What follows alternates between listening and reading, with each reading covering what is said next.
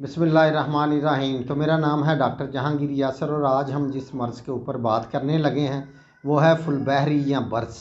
इसके ऊपर हम बात करेंगे, इसकी वजूहात के ऊपर बात करेंगे, इसकी कुछ अलामात आपको बताएंगे और आपको कुछ होम्योपैथिक मेडिसिन बताएंगे जिसके इस्तेमाल से इंशाल्लाह ताला जो फुलबहरी का मसला इससे बिल्कुल ठीक हो जाएगा।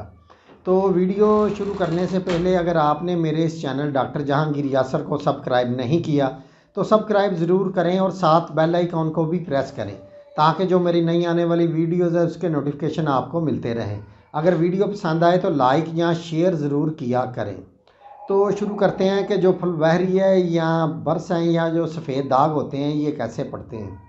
तो ये जिस्म पर कहीं भी हो सकते हैं, चेहरे पर, हाथों पर, पाँव पर, या पेट पर या गर्दन पर या जो सर के बाल हैं इसके ऊपर, आँखों के ऊपर, नाक के ऊपर, ज़्यादातर ये चेहरे पर और हाथों पर ये होते हैं। तो दर हकीकत असल में जो इसकी मेन वजह होती है वो ये होती है, मेलानोसाइटिस सेल्स होते हैं हमारी स्किन के अंदर जो मेलानिन पैदा करते हैं।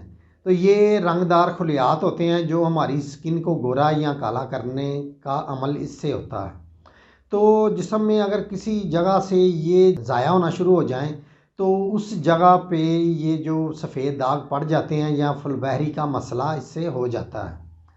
तो इसके अलावा इसकी और भी बहुत सारी वजूहात हैं, जैसे जो लोगों को ख़ास किस्म की मछली होती है उसको खाने के बाद दूध पी ले तो उससे भी ये फुलबहरी का मसला हो सकता है।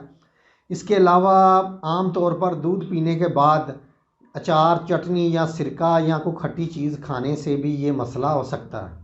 यहाँ ज़्यादातर जो लोग समुद्री इलाके में या नहरी इलाके के पास रहते हैं ऐसे लोगों को फुलबहरी होने के चांसेस ज़्यादा बढ़ जाते हैं।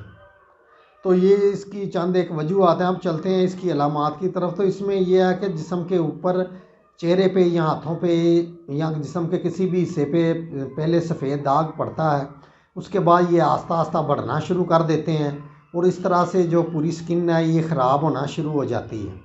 तो बाज़ दफ़ा धूप में इसमें जलन भी होना शुरू हो जाती है।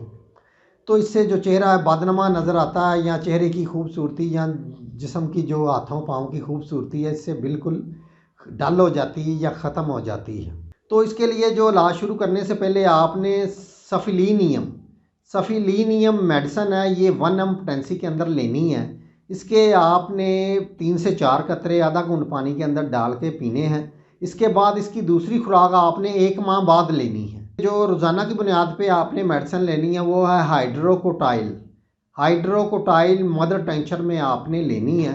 इसके आपने 10 से 12 कतरे आधा घूंट पानी के अंदर डाल के दिन में आपने 3 दफ़ा इसको इस्तेमाल करना है। तो इसमें जो तीसरी मेडिसिन है आर्सेनिक फ्ल्यूम, ये मेडिसिन है, ये आपने 30 पोटेंसी के अंदर लेनी है। इसके भी आपने 3 से 4 कतरे आधा घूंट पानी के अंदर डाल के दिन में आपने 3 से 4 दफ़ा इसको इस्तेमाल करना है। तो इसके साथ कुछ एहतियाती तदाबीर भी आपने करनी है। वो आपने ये करनी है कि आपने गर्म चीज़ों का इस्तेमाल बिल्कुल नहीं करना और मछली का भी आपने इस्तेमाल इसके साथ नहीं करना और जो खट्टी चीज़ें हैं इसका भी आपने इस्तेमाल इलाज के दौरान बिल्कुल भी नहीं करना। तो इंशाल्लाह ताला आपके अंदर जो फुलबहरी का मसला इससे बिल्कुल ठीक हो जाए।